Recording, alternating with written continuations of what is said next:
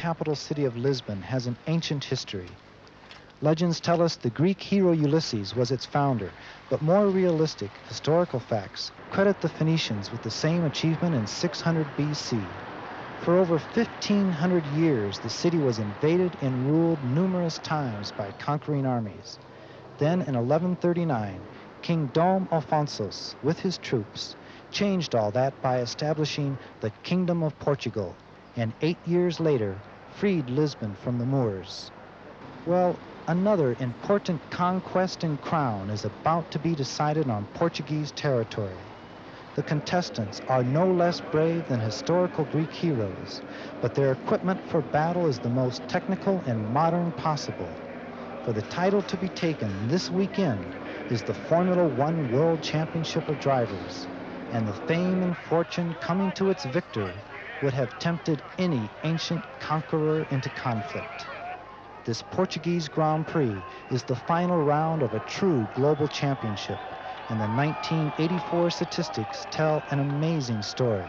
16 events on 4 continents in 13 countries, starting 26 cars from 14 international teams, all coming down after thousands of race miles to 2 teammates separated by only 3.5 points for the title. Drivers Niki Lauda and Alain Prost, both with McLaren International, have achieved the finest race results for a single team in the history of modern Grand Prix racing, taking 11 wins for 15 starts. This is the first time ever in the World Championship that teammates have competed for the title down to the very last event. Lauda could have wrapped up his 3rd career F1 championship 2 weeks ago at the European Grand Prix in Nürburgring, West Germany. But after this spin only came 4th, while Alain Prost went on in fine style to his 6th victory this season, collecting 9 more valuable points in the process. The intrigue doesn't just stop at 1st and 2nd, but continues on down the line.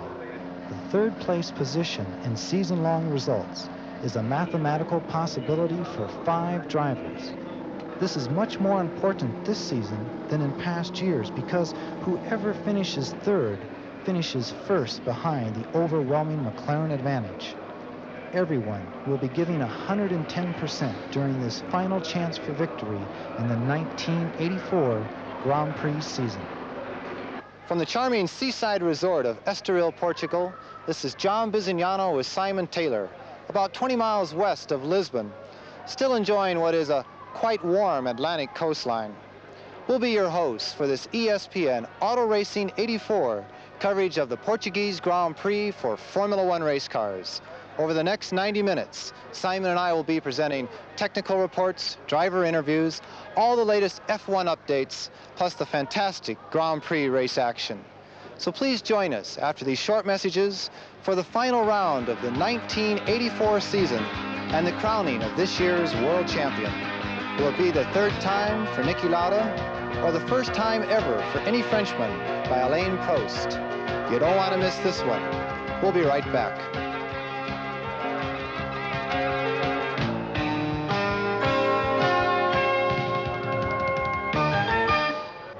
And first few hectic laps of a Grand Prix are the most exciting, dangerous, challenging, frustrating, or rewarding a driver and his team will have throughout their race weekend. In Formula One, the opening 5 seconds and initial few hundred yards can determine much of how the next 2 hours and 190 miles will unroll. Weeks of intense preparation and years of driving experience can be justifiably rewarded or totally lost by a millisecond of poor judgment or bad luck. American Eddie Cheever of the Benetton Alfa Romeo team talks with us about his approach to the situation. A half an hour before the start of each Grand Prix, the pit lane becomes open and everyone goes out for their warm-up lap. What are your duties during that one single tour? Well, your biggest duty is to make sure you get the car to the grid. But usually what I try to do is warm the tires up a bit, because we'll be sitting there for about 25 minutes, and I just check everything. Everything you have to do should have been done by then. So the motor has to be brought up to temperature, the oil and so forth? Well, the mechanics warm the car for about 5 minutes beforehand, and then they let it set so all the temperature dissipates.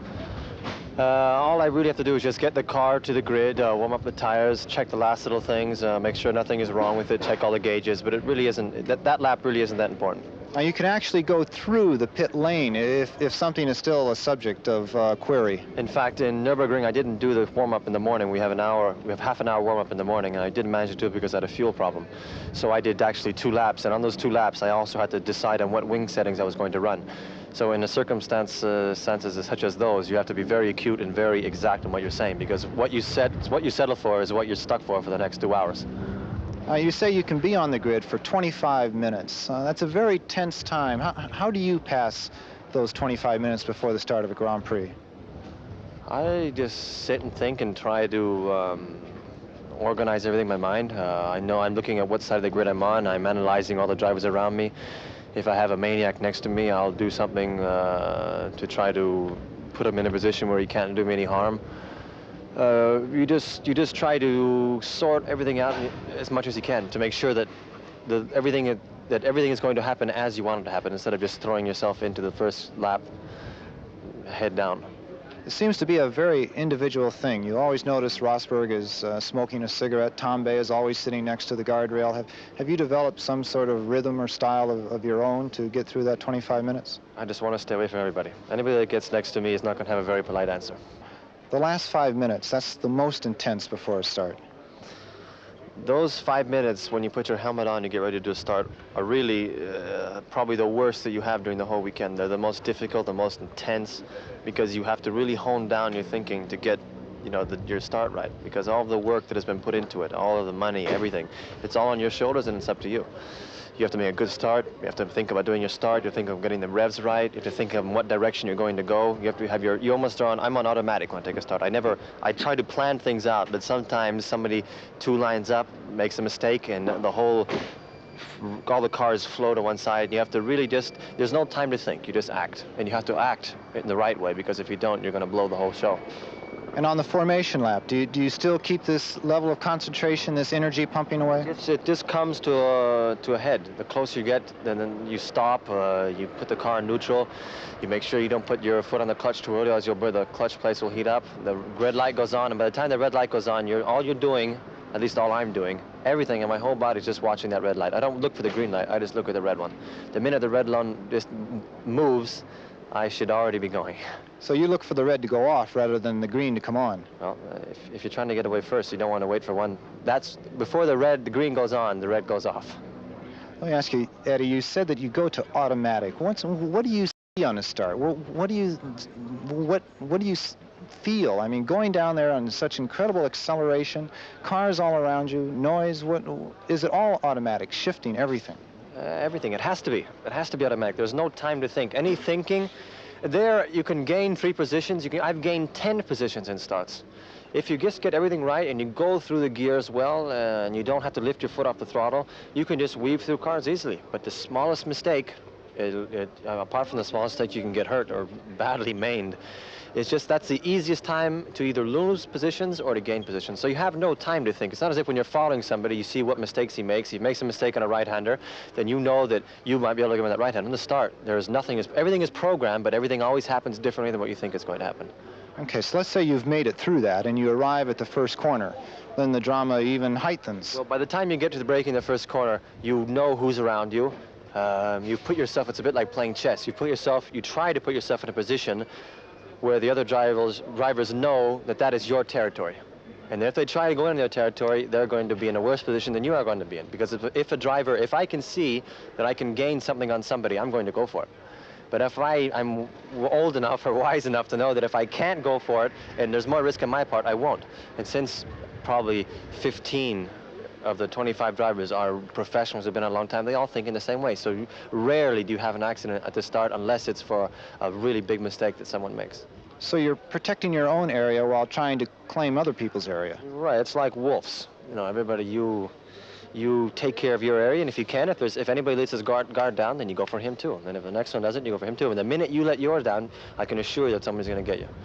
And then, like I said, to pass a car during the race is really difficult. That is really, really difficult because you have to be quicker than him. You have to get it just right. You have to be clean, tidy, not making mistakes in your gear shifting. But you can pass 5, 6 cars in the start, or you can get passed by 5 or 6 cars in the start. Well, does the pressure decrease as you go from corner to corner? Does it become a less Once the of a... lap is over, then all the cars start to string out, and then everything just settles in, and then you just get in for a long, hard sprint. But in Monza, it's the first chicane. In Nürburgring, it's the first chicane. In Montreal, it's the first fast corner. In Dallas, there was no problem because the first corner is relatively early. So every track has its own place where you have to be careful on the first lap. And every racing driver drives differently. And so you have to put all these things together in your mind, and they have to be in there, but you don't have to think about it. If you start thinking about what is he going to do, and what's the other one going to do, and can I make it through here, you just go for it. If there's a hole, you go for it. You've described that it is the most dangerous and exciting part, but it just sounds like, for you, it's also maybe the most enjoyable. Oh, I like it. I love passing. and when you get a start right, you've accomplished something. You have to be very careful with these cars you don't burn the clutch. But if you don't use the clutch, you're not going to get off the line quickly. And if you use the clutch too much, you're going to spin your tires. If you spin your tires too much in the first gear, by the time you put the second gear, the engine's going to bog down. If you put the first gear in too early, you're going to cook the clutch again. So there's lots of things that you get into a pattern of doing keeping as many constants as you can. But racing, there are very few constants once the red light goes on. And a great deal of satisfaction when you do it all right and do put it together. When you do, yes. When you don't, you're very pissed off. So when it's that difficult and it does come right, other people are making small mistakes, that's where your advantage comes through. That's what concentration is. Yep. The green flag that's used to start most races in the United States is not used here in Europe, but the man with his finger on the button is Derek Ongaro, traveling to 16 races around the world as the official FISA starter. Derek, you have one of the most important jobs of the whole weekend. You're the one who gets things started here. That's partially true, but it's quite a team operation from the very outset. Derek, That's just the culmination of everything that's happened during the testing days. Well, for weeks, actually. Yes. Derek, let me ask you, when the cars come around to the grid and form up, it's one of the most exciting times of the whole weekend for spectators and officials. Do you still get a quicker heartbeat when they come around? Yes, very, very much so. It's very exciting. It's very worrying, and I should imagine my heartbeat goes up considerably at that time. Now, what do you look for when they come by and stop on the grid? Very carefully, before they actually get there, I've tried to check out particularly the last 4 or 5 cars visually, colour schemes and things like that, so I know what to look for, because the ones at the back are, to me, the most important. The front ones usually come in. The better drivers at the front control them and come in slowly. But we can't let anything go until the back ones have actually stopped moving. So I'm looking for the back ones to stop, really. That's the most important part. You know, Derek, it seems to me like it's an eternity between the time when the first row stops and the green light changes, but it's only a few seconds, actually. Yeah, it seems an awfully long while to me, and I'm always getting quite worried that any hold-up makes the ones on the front either edgy or nervous, or the engines overheat or something. So we usually try and have a talk to the drivers in the driver's briefing and remind them about closing up as much as they can around the last 2 or 3 bends. Do they somewhat intimidate you when they start to roll a little bit? You see them just edging up and you're thinking, my Lord, what are they trying to do to Derek up there on the stand? No, basically they're very good. I mean, since I started doing this job, I think we've made some mental link somewhere along the line. They're very good. They're very good indeed. It's really some of the back ones and some of the new boys that give us a bit of a worry from time to time. And when the green light finally comes on, do you turn and watch the first few rows, or do you keep watching all the way down the grid? To be honest, I'm not quite sure. Because usually on the starters podium, you're just showered with bits of grit and tyre and everything. So it takes you sort of a couple of seconds to shake your head. Then usually you look down the road to make sure they've got through the first corner. Then I hang on for 2 laps just to make sure that the race is running. You actually release a few thousand horsepower here, don't you? Yeah, it's a lot. It's a lot. I mean, the way we're going, in a year or two's time, we could be talking of 20,000 horsepower. Well, when the light turns to green here, Or as Eddie Cheever says, when the red goes off, the cars will be accelerating from 0 to 60 in under 3 seconds, up to 125 miles an hour in 6.4 seconds. And the start of the Portuguese Grand Prix will be on. For the qualifying story, here on this grid, Simon Taylor will return after these short messages. Stay with us. We'll be right back.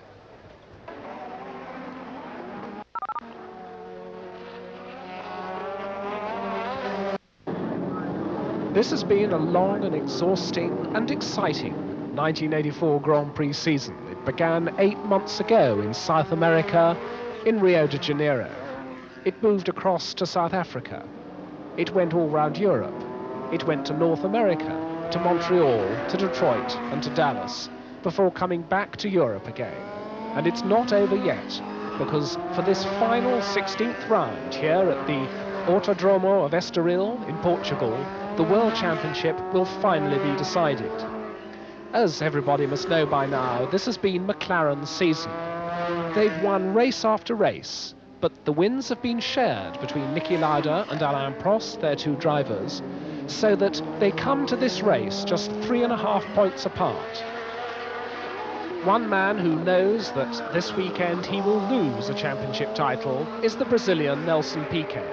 He was 1983's champion, so throughout 1984 his Brabham has carried #1 to denote he is the reigning champion of the world. But he's still one of the very quickest, and here in Estoril he scores his 9th pole position of the year, equaling the Ronnie Peterson and Niki Lauda record from the 1970s. So once again, #1 is on pole position, and the McLarens have to give best to him in practice. After torrential rain on Friday, the single hour of qualifying on Saturday is all important, and it is a McLaren that is second quickest. Alain Prost does his championship hopes for Sunday the best possible good by earning a front row starting position. Second quickest, he will start the race from alongside Nelson Piquet's Brabham, giving him the best possible chance for victory. Alain, you seem incredibly relaxed. This is going to be the most important start of your life tomorrow. You seem absolutely like it's any other Grand Prix. No, it's not like another one, but because maybe I'm not going to win it, but maybe I'm going to win a championship. But I'm relaxed because there's nothing to do. I mean, I have to win. I have to work much better than another race, and I am relaxed because I think everything is going to happen very well. Well, you had pole position today for a matter of moments, and then Piquet took it away from you. Are you pleased with the way the car is running at the moment? In qualifying, I was not so happy about the car, but I think with full of fuel, I think it should be okay.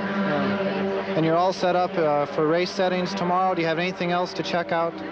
No, I did a good job today because I had 2 cars. I had the T car also for me, and I know exactly what I'm going to do tomorrow, so it should be okay, no problem.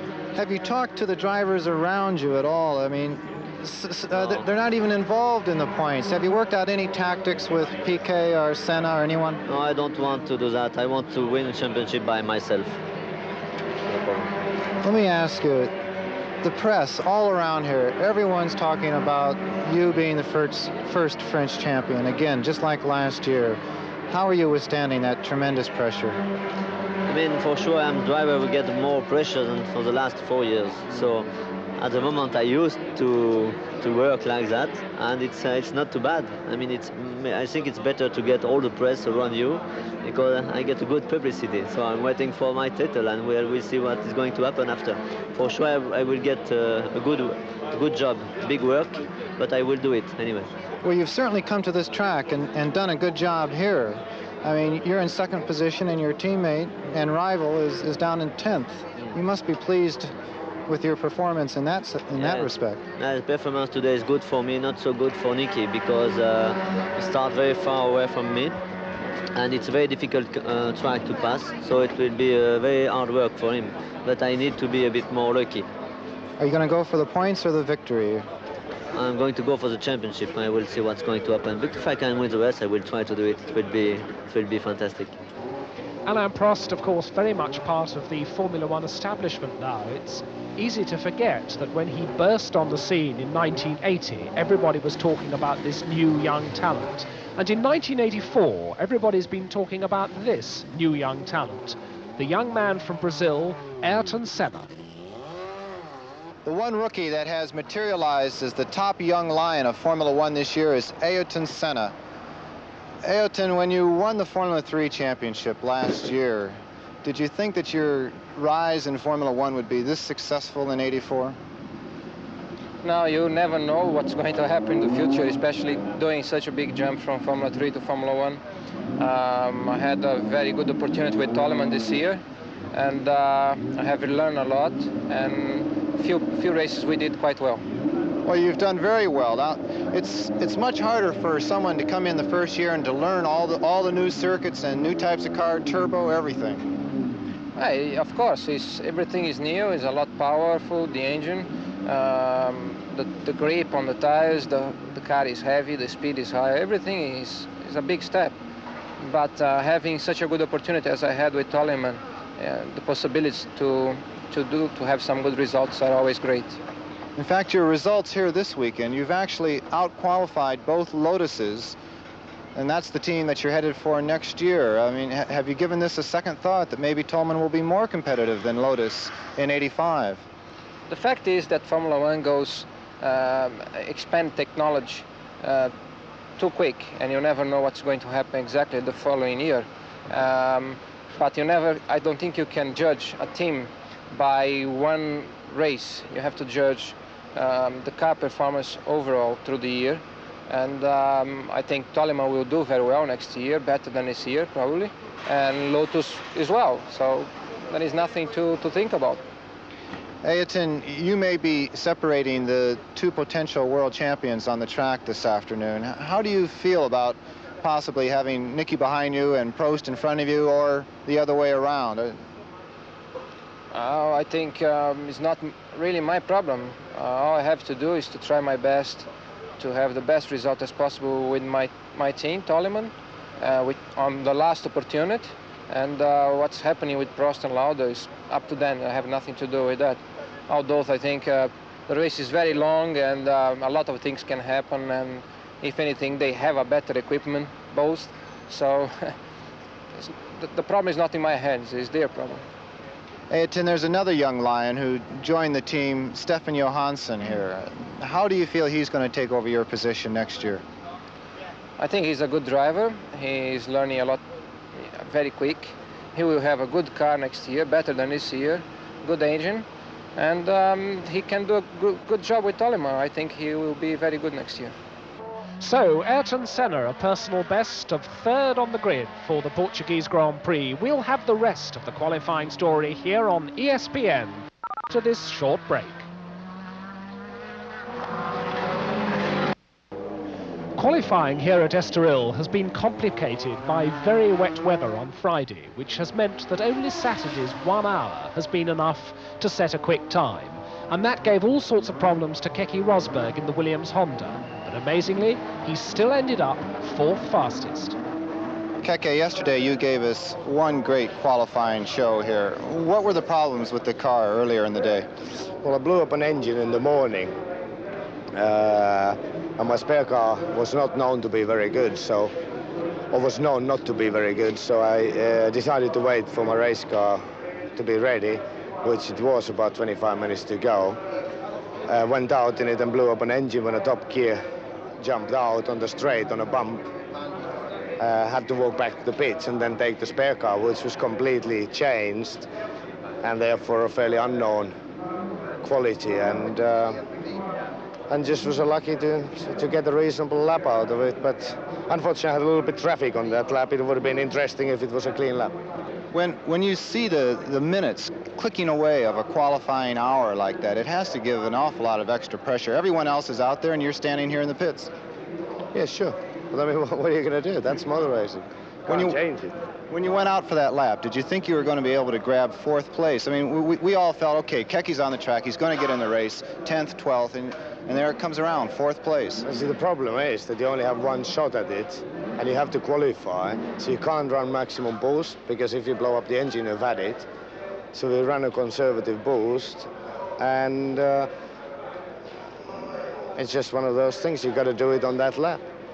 And you say there was a little traffic, that you went all the way off circuit and cross up the old Keke Rosberg Formula Atlantic USA style returns to Formula One. That must have been quite a thrill to maintain your momentum there. I didn't go off the track, but I had to leave the line. Especially here, there's only one clean line and the rest is all sand and dust. And I had Nelson going slowly on the clean line in the last long, fast corner. And I just, there was no other option than to slow down and overtake him on the dusty side and then try to get back to the clean line as soon as possible. Yeah, it's not one of those things you'd like to repeat. How about repeating a victory as the last race for the year? It's about the last chance this year, isn't it? No, I don't know. We'll see how the engines work. Keke, you might be the person separating the two potential world champions from the points they need to secure the crown. How do you approach something like that? Just drive your own race? race? It's a Portuguese Grand Prix, and I've got nothing to do with the world champions. I'll drive my own race, and they got to sort out theirs.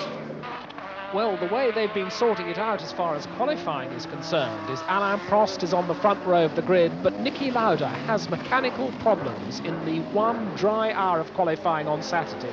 Friday's wet times don't count, and so Lauda has to come in for more attention as his car doesn't give full power. After agonising time in the pits, he ends up at first, we believe, with 10th position on the grid, and then when the times are finally sorted out, it's 11th position on the grid. He's going to start right back on the 6th row. With Alain Prost on the front, that could play a very major role in the most decisive race of 1984. Bernie, 1984 will have to go down as one of the most peaceful, competitive, and safe Grand Prix years in a long time. Yeah, I suppose we've got no complaints, really. We've been, I can't say we've been lucky because that's how it should be. It's unlucky when something else happens. Takes a lot of work to be that lucky. Takes a lot of luck.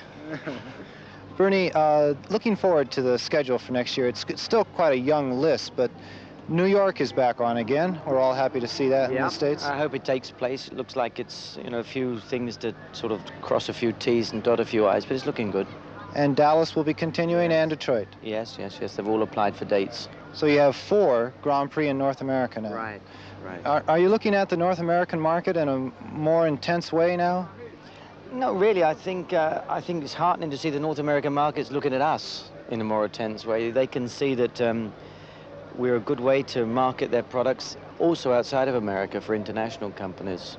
They get a lot of exposure which they just can't get in any other way. It seems like the CART-FOCA conflict has come to an end, and people have sorted you two out. Well, it wasn't ever a conflict. I mean, as I've always tried to point out, CART is a very, very good domestic formula. And it's domestic, we're a more international or worldwide sort of show, if you like. Well, speaking of worldwide shows, the Monte Carlo Grand Prix is one of the biggest ever, and at the moment it's not on the schedule. And a lot of Americans have been watching that on ABC for years. What's the story on that? But there's no story at the moment. It just is that they seem to be having some difficulty to comply with the regulations that all World Championship events have to comply with. And what regulation in specific? That the television rights are vested in the FISA and administered by FOCA. A little bit more personally, Brabham had a very good year. So many pole positions, but the race has been another story. How do you feel your team is going to improve over what we call the off-season now? Well, we can't say we've had bad luck. It's just been things have gone wrong. Simple as that. We've been competitive. We led, I think, 10 or 12 races or something. We should say 9 pole positions. We just haven't got the job done. Yeah. And Nelson has signed, Nelson Piquet. Yeah. And the second seat? Don't know at the moment. Yeah. Not sure. Bernie, it's been a great year, and congratulations on it, and we look forward to another season led by FOCA and Bernie Eccleston. Thanks a lot, and I hope you've done a super job for us with ESPN, and I hope all the viewers in ESPN have been happy with what they've seen. Well, you've still got one more race to see, the deciding race in the 1984 championship, the Portuguese Grand Prix. Stay with us.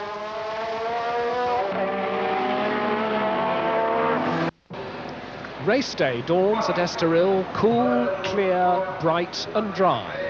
And mercifully there's no sign of the torrential rain which almost washed out half of practice. 70 laps, 27 cars on the grid for this final round of the year. Nelson Piquet on pole position. Alain Prost on the front row, and a huge Portuguese crowd come to see whether Niki Lauda, everybody's hero, is going to be able to carve his way up from that 11th position on the grid up into second place. If Alain Prost wins the race, Niki Lauda has to finish second to be champion. If he finishes third or lower, then Prost is champion. But Prost knows that his best bet is to make sure of that victory. And with Nelson Piquet alongside him on the grid, wanting to end his championship year with a win, that's going to be a tall order. Here's Piquet with the Brabham, his 9th pole position this year, a tremendous performance, and he still has a chance of taking third place in the championship, or as he would say, first place in the non-McLaren championship. But Alain Prost wants the real championship. Currently second, 62.5 points, 3.5 points behind Niki Lauda, and he's already won 6 Grand Prix this year. Ayrton Senna, a personal best of third fastest in qualifying in his last race for Toleman, because he goes to Lotus next year. A very fast driver, still a little bit wild in the opening laps, and a driver who's always worth watching, Keke Rosberg, the man who tries as hard as anybody, regardless of the conditions, and he's 4th on the grid with the Williams Honda, hoping to repeat his Dallas win. Elio De Angelis, the Italian, 4th quickest in practice with the Lotus, the most consistent driver of the year in terms of finishes, still 3rd in the championship, although 4 drivers are now snapping at his heels. And his teammate, for the last time, Nigel Mansell, moving on from Lotus to Williams at the end of this season, and still looking for his first Grand Prix win. So as the field move off on their final warm-up lap, let's look down the rest of the grid. On the 4th row, Tombay's Renault and Michele Alboretto's Ferrari. On the 5th row, Derek Warwick's Renault and Stefan Johansson's Toleman. On row 6, Niki Lauda, there he is, down in 11th place on the grid, still leading the championship at this point. He's with Riccardo Patrese's Alfa Romeo. Row 7, a newcomer, Philippe Streiff, the Frenchman, driving the 3rd Renault in the race. He's with Eddie Cheever in the other Alfa Romeo. Row 8, Jacques Lafitte's Williams Honda, Marc Surer, the Swiss, with the Arrows. René Arnoux in the Ferrari and Thierry Boutsen in the other Arrows are on row 9. Row 10, a new face in a Brabham, Manfred Winkelhock, because Theo Fabi's had to fly home to Italy following the death of his father. And with Winkelhock on the 10th row, De Cesaris in the Ligier. The other Ligier just behind, that's François Reynaud, with Piercarlo Ghinzani's Azella. Then on row 12, Gerhard Berger in the ATS, Joe Gartner in the other Azella. Row 13, Mauro Baldi's Spirit Heart, Jonathan Palmer in the Skoal Bandit Ram. And the 27th starter, all on his own at the back, the other Skoal Bandit Ram of the Frenchman Philippe Alliot. Well, you've heard Eddie Cheever describing just how important the start of a Grand Prix is.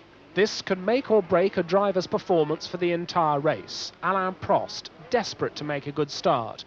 Nelson Piquet, desperate to go out of the season with a win. Behind him, Ayrton Senna with his best ever grid position, his best ever chance of a race win. And Keke Rosberg, who's had so many problems this year, but one win. It's when the red light goes out, they're going to go.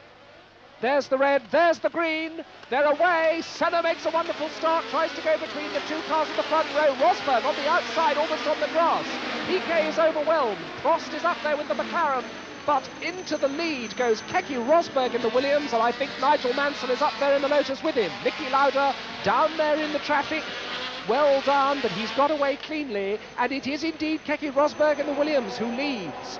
Rosberg into turn 3.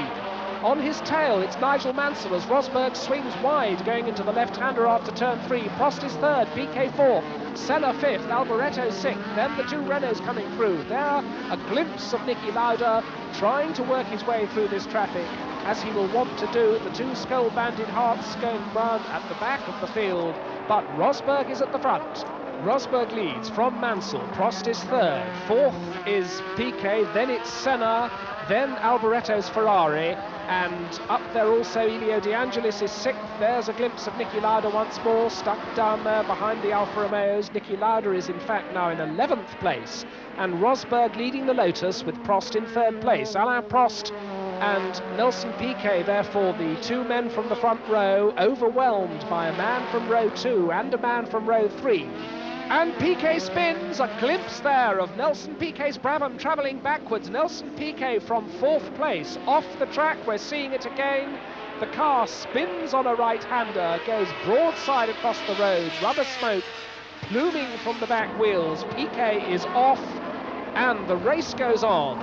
Stay with us for more Portuguese Grand Prix action after these messages.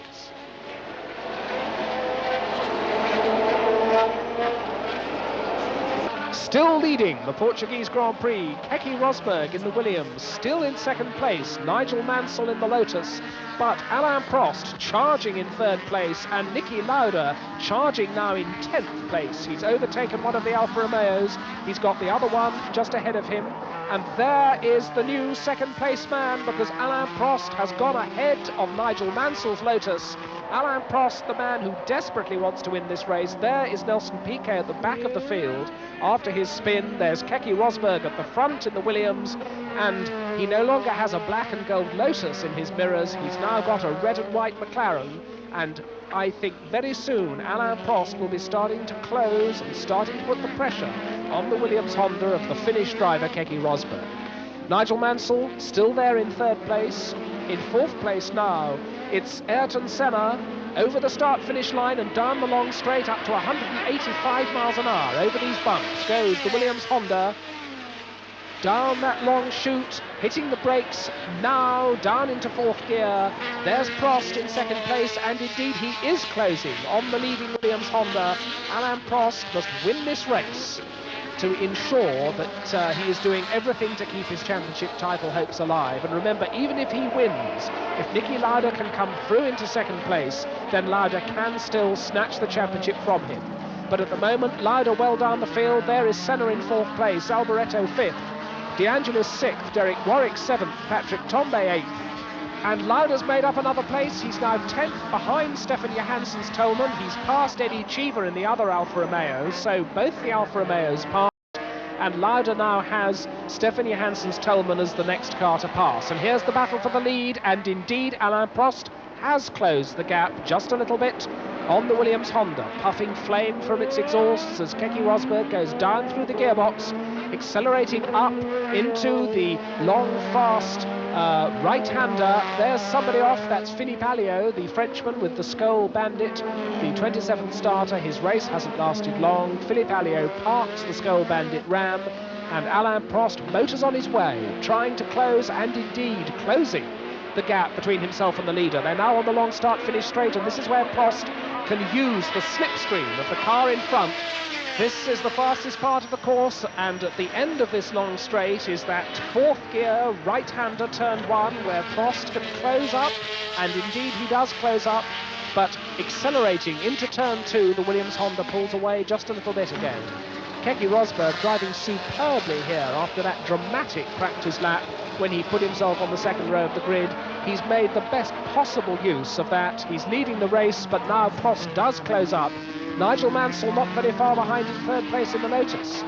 There a glimpse of Mansell just a couple of 100 yards behind, but the battle for the lead coming now through the back section of the course up to the left-hander at the end of the short straight, and Prost now just a length behind Rosberg. He's sitting pretty, and when they get onto the start-finish section again, Prost will be that much closer, that much more able to use the slipstream tow from the car in front to suck himself up alongside the Williams Honda.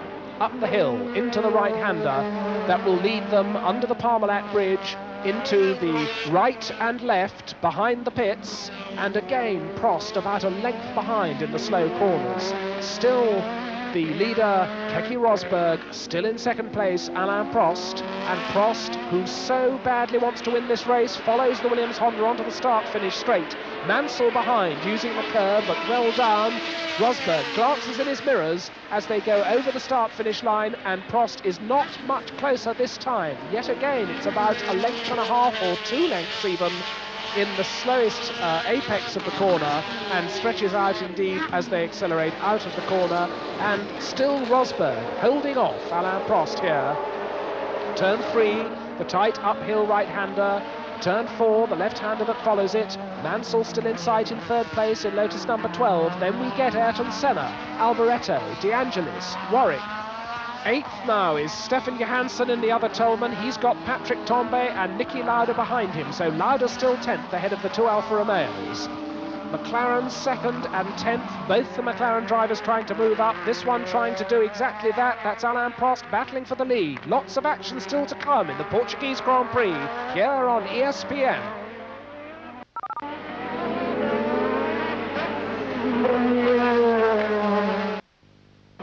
He's still there. Keke Rosberg still leads the Portuguese Grand Prix, but Alain Prost really piling on the pressure. Prost is right in the slipstream now. This can be where he'll have a go.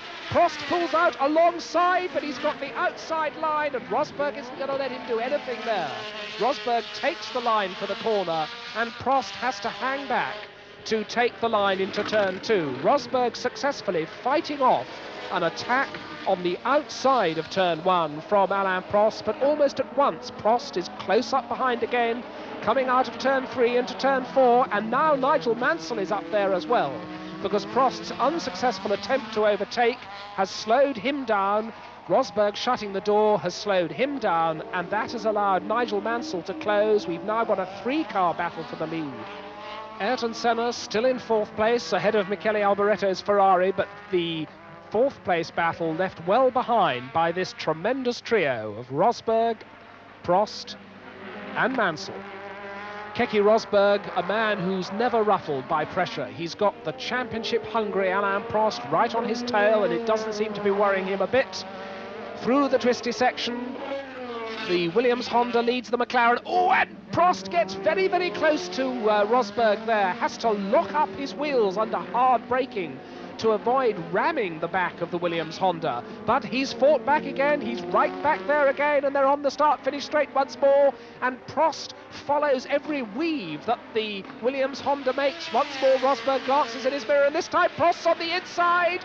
Prost has the inside line down to turn 1, but he's not quite close enough. The two of them weaving under intense braking into turn 1, slowing from 185 miles an hour to about 135, and it didn't come off, and once again Prost has to hang back as they go into turn 2 while he gathers himself for another charge. This is a tremendous Grand Prix battle. This is Grand Prix racing at its best.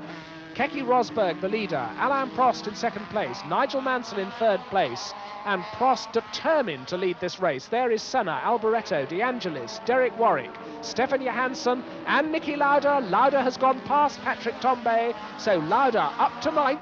Niki Lauda's made up a place just as Alain Prost strives to take the lead, and Prost not as close on this lap as he was, but once more closes under braking for these sharp twists, and he's once more going to have to wait, I think, until the start-finish section, because that's where all the overtaking can take place. That's where he can get a tow off the back of the Williams Honda.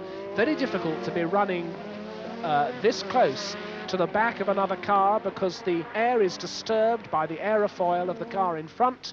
Your front wings don't work so well, you haven't got so much downforce on your front wheels, but Prost is tucked right in behind the Williams once again, over the start-finish line, and this time Prost's on the inside. Prost comes down the inside, and this time Rosberg has to let him go.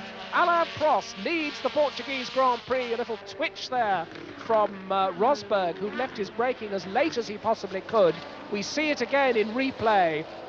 Rosberg starts to move across to close the door, but Prost is already there, and under braking, Prost noses the McLaren ahead down to the apex of turn 1.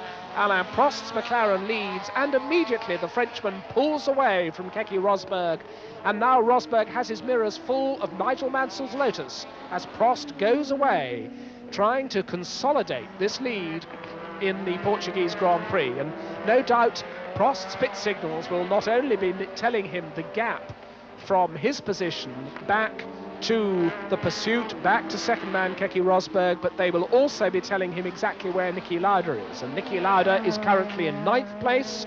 Nigel Mansell is the new lap record holder here at Estoril. So Mansell still charging with the fastest lap of the day so far. And that's Marc Surer, the Swiss driver, parking his arrows. The BMW-powered arrows of Marc Surer parks. Marc Surer getting out of the car, and look at the lead already that Alain Prost has. Just one lap after he took the lead, and Mansell's going ahead too. No, he isn't. Yes, he is. Mansell going from side to side. Mansell comes down the long straight. Oh, and he's hit. He must have been hit there. I think they touched. Mansell was forced onto the grass by Rosberg, who simply wasn't prepared to let the man who will be his teammate next year come through. Stay tuned for more Portuguese Grand Prix action on ESPN after this break. Alain Prost still in the lead of the Portuguese Grand Prix here in Estoril. Nigel Mansell in the black and gold Lotus still in second place. And now is the time when the race starts to become a race among the back markers, because the faster cars have already closed up with the slower ones at the tail of the field. And as Nigel Mansell presses on his way in second place, he's got in front of him Joe Gartner's Azella to be lapped, then Mauro Baldi's Spirit to be lapped. Both of those cars have already been lapped by the leader Alain Prost. And here's a man who's trying to do some overtaking and so far not having very much luck, because Niki Lauda still 8th. Keke Rosberg has slipped down to 4th place, so Ayrton Senna has gone ahead into 3rd place. Rosberg is 4th, Alboreto, Stefan Johansson and Niki Lauda follow, and Elio De Angelis has also slipped back, so that in fact does promote Niki Lauda into 7th place. Several changes of position there, with Ayrton Senna moving out of the traffic, Ayrton Senna moving up into 3rd place, Keke Rosberg slipping down into the grips of Michele Alboreto in the red Ferrari number 27, so Rosberg is 4th. Alboreto is still 5th, 6th now Stefan Johansson, 7th now Niki Lauda, and 8th Elio De Angelis, who must have lost some time somewhere. He must have missed a gear or made a mistake, slid wide perhaps on one of the corners. Very, very slippery here. We've already had Derek Warwick spinning off the circuit. There's a lot of dust on the track, blown by this stiff breeze off the still unmade apexes of the corners. Nevertheless, it has to be said that the Portuguese authorities have done a tremendous job of updating the Estoril circuit to make it suitable for modern Grand Prix racing. And here's the evidence of the good work they've put in, the tremendous race that we're having here today. There's Stefan Johansson with Niki Lauda still on his tail, still those two cars, 6th and 7th, still Niki Lauda not in the championship points yet. Meanwhile, 4th man Rosberg in the Williams coming up to lap his own teammate Jacques Lafitte, going past the Williams there. Alboreto, Stefan Johansson and Lauda follow, and Lauda locked a wheel there. Lauda trying to muscle his way past Stefan Johansson at that point as they came up to lap Lafitte.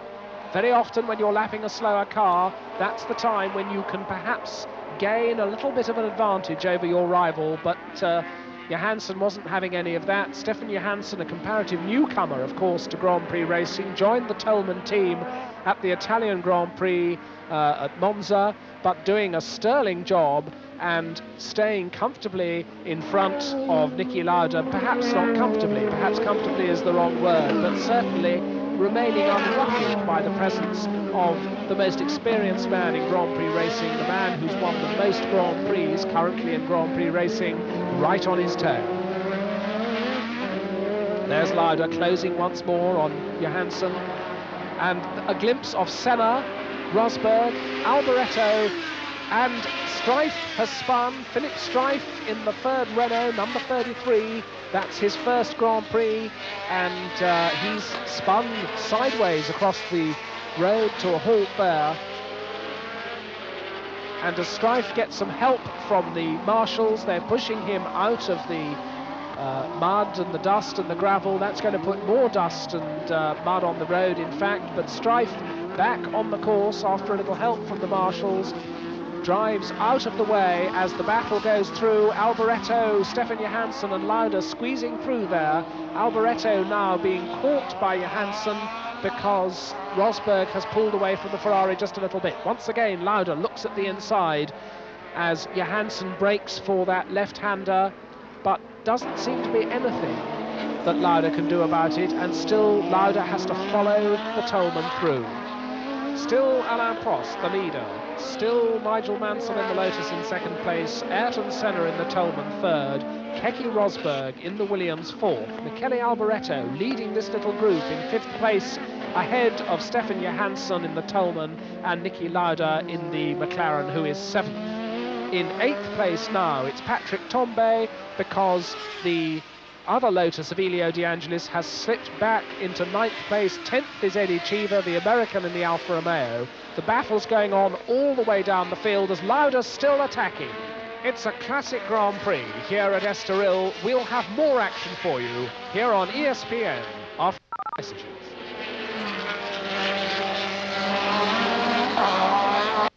And here at Estoril, Niki Lauda has begun to make his move, because at last the Austrian has gone past Stefan Johansson. This is how he did it. Finally, as they came up to lap one of the back markers, one of the Azellas, Lauda slotted ahead and went so tight in front of Stefan Johansson's Toleman that the Toleman actually hit the back of the McLaren, and I think that may have damaged Stefan Johansson's front wing, the front aerofoil on the Toleman. Nevertheless, Lauda is through. Lauda is now in the championship points. He's 6th. Remember, Alain Prost is 1st. You get 9 points for a win. You only get 1 point for 6th. And that will mean that the 3.5 points lead that Niki Lauda has will be wiped out. But he's made up another place. He's passed Michele Alboreto. So now 5th is Lauda. Suddenly Lauda is really putting on the pressure. In 1 lap, he's gone from 7th to 6th. This is how he passed the Alboreto Ferrari into 5th place. So 2 points for 5th. That's taken the lead of Prost in the championship overall down to 3.5 points. And another moment for Derek Warwick. Derek Warwick having his 2nd departure from the track of the day. He's being pursued by the fire extinguisher toting marshals. I don't think he wants that. He's just gone straight on down the escape road.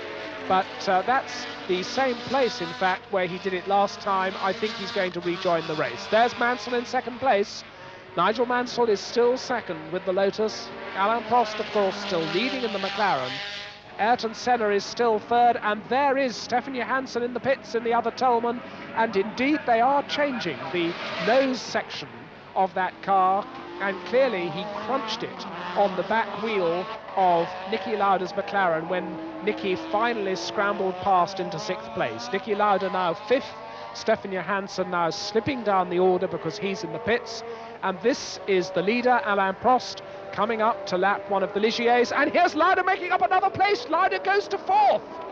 Niki Lauda comes from nowhere into Keke Rosberg's mirrors and effortlessly outbreaks him at the end of the long straight. So in 2 laps, Niki Lauda has gone from 7th to 4th, driving like a real world champion, the man who won the championship in 1975, who won it again in 1977, who missed winning it by 1 point in 1976, despite missing several races after his near-fatal accident. Now there's the gap, 42.7 seconds from Prost to Lauda. That's a very long way, but remember, the real test for Lauda is not whether he can catch Prost, it's whether he can catch the 2nd placed man, Nigel Mansell. Because if Lauda can finish 2nd, even if Prost wins, that is enough for Lauda to win the championship. But here's Prost pressing on. Alain Prost now up with Manfred Winkelhock in the 2nd of the Brabhams. Winkelhock is lapped by the leader, Alain Prost. Winkelhock currently running well down the field in 10th place. And now Ayrton Senna is the next to be attacked. Ayrton Senna being attacked and being passed by Niki Lauda. There seems to be no end to the speed of Niki Lauda, who suddenly has come storming up the field from 7th to 6th, to 5th, to 4th, and now Niki Lauda goes into 3rd place, past Ayrton Senna. Keke Rosberg already vanquished. Ayrton Senna in the Toleman is now vanquished by Niki Lauda, who's putting on the most tremendous spurt, and that has taken him to 3rd place. And we've got another car spinning off the track. It's the Ferrari of Michele Alboreto, which comes to a halt sideways across the track. Alboreto takes reverse gear, does a 3-point turn in the middle of the track. All the rest of the cars squeezing by. Nigel Mansell in 2nd place, still standing between 3rd man Niki Lauda and the championship. Prost still leads as we go into the closing stages of the Portuguese Grand Prix. We'll be back after these messages. And Nigel Mansell's off. Nigel Mansell spins off the track. The man in second place, the man standing between Nicky Lauda and the championship title, spins off on the dusty, long right-hander here at Estoril. He rejoins the track, but that means that Nicky Lauda's very, very close indeed. Here we see him doing it again. And I think there's a braking problem with that car, because if you look at the front right-hand wheel, there is smoke. Among all that dust, there is white smoke coming off Nigel Mansell's front right-hand wheel. Certainly he failed to brake hard enough for the right-hander. He's gone down the escape road, he's rejoined the track, and there's the same thing happening to Derek Warwick. Warwick goes skating over the grass, more dust on the track. That's the third spin that Derek Warwick has had. But as Alain Prost crosses the start-finish line, Nicky Lauda is now very, very close indeed to Nigel Mansell, and very, very close indeed to the championship. Prost leads. Nigel Mansell struggling on in second place, but no, Lauda's done it. Lauda is ahead, and Mansell's off again. Once again, Nigel Mansell, clearly suffering from faulty brakes, spins now, this time to a complete halt. That front right-hand wheel smoking badly, that's obviously where the problem is, but Nicky Lauda has already gone through, so it's McLaren's first and second. Alain Prost leads. Nicky Lauda is in second place. Nigel Mansell, we see that second spin again, and the car flicking one way then the other as Mansell fights for control before going up the escape road with his rear wheels locked. The car spins all the way round and goes backwards onto the grass, and once more look for the white smoke coming off that front right-hand wheel. There you see it. Mansell out, and now Nigel Mansell is coming slowly back to the pits, and I think that his race must be run. Mansell makes his way back to the pits. He's in the pit lane. What a shame, because his final drive for Lotus has been a very, very great one. From a third row grid position, Mansell shaking his head there ruefully. There is Nicky Lauda, the new second place man, with Stefan Johansson behind him. Johansson, of course, a couple of laps behind, but Johansson has caught up, and Johansson goes through. Now, does this mean trouble for Nicky Lauda, or does it simply mean that Lauda, now in second place, believes that he can take things a little bit more easily? Certainly Alain Prost has eased up a lot in the lead, but Prost already will have been given the pit signals that tell him that his teammate and his rival is now up into second place. Lauda is second, and that means that if the positions remain the same for the rest of this race, Lauda is going to take the championship by 1/2 of a point. Johansson, with his new nose cone, goes on his way ahead of Nicky Lauda, but remember that he is right down now in 12th place after that pit stop to replace the nose section damaged on Nicky Lauda's back wheel when Lauda overtook him at the end of their long battle. So as we go into the closing stages now of this race, Alain Prost still the leader, Nicky Lauda in a distant second place, but by finishing second, that's all he needs to do. He's got to ensure that he can remain there. His closest challenger, third man Ayrton Senna, and Senna now closing the gap a little bit on Lauda now that Lauda has eased up. There is Johansson ahead of him. There is Lauda, the second place man, and behind Lauda now it's Nelson Piquet. And Piquet, who you'll remember had that spin on the very first lap of the race, has spent all this time working his way back up through the field, and Nelson Piquet has now put the #1 Brabham into 6th place. Well, the race isn't over till the checkered flag falls. Now must be the time that Nicky Lauda must be listening to his engine notes, studying his dials, wondering if, in the cruel way that motor racing has, something can still rob him of this victory. Meanwhile, Alain Prost, out in front, knows that Nicky Lauda is in second place. Prost knows that even if he wins this race, he may be about to lose the World Championship by 1/2 point. But anything can still happen. Stay with us for the finish of the Portuguese Grand Prix here on ESPN.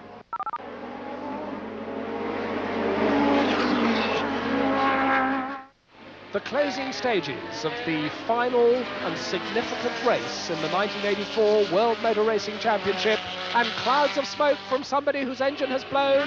Nicky Lauda had to drive blind into that cloud of smoke It's Piercarlo Ghinzani, the Italian, with the Azella, and he seems to be trying to drive the car on to the pits, despite the fact that the engine is almost completely shot.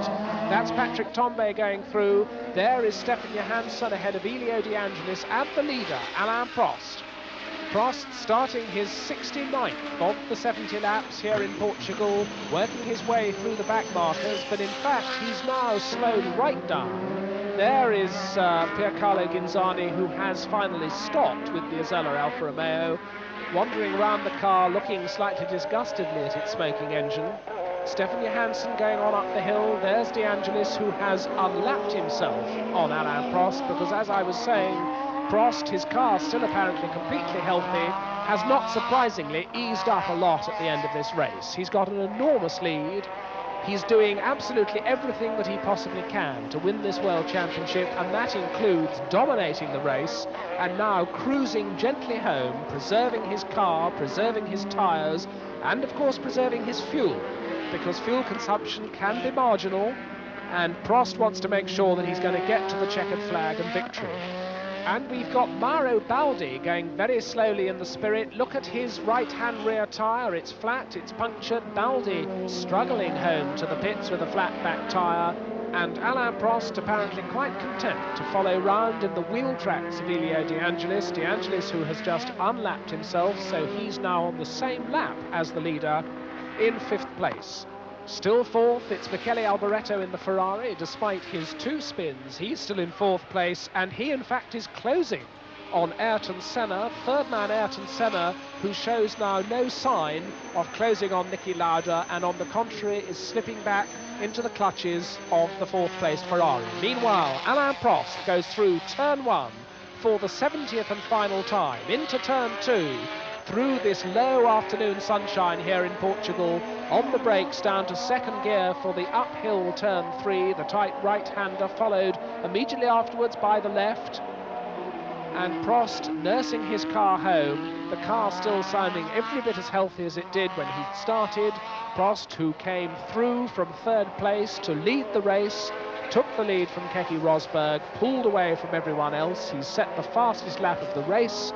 He's driven an immaculate and perfect race, but nevertheless it doesn't look as though it's going to be enough, because the incredible Niki Lauda has come forcing up from 11th place at the start all the way up to 3rd place behind Nigel Mansell, and when Nigel Mansell's brakes gave him problems and Mansell spun off, that was all Lauda needed to go into 2nd place.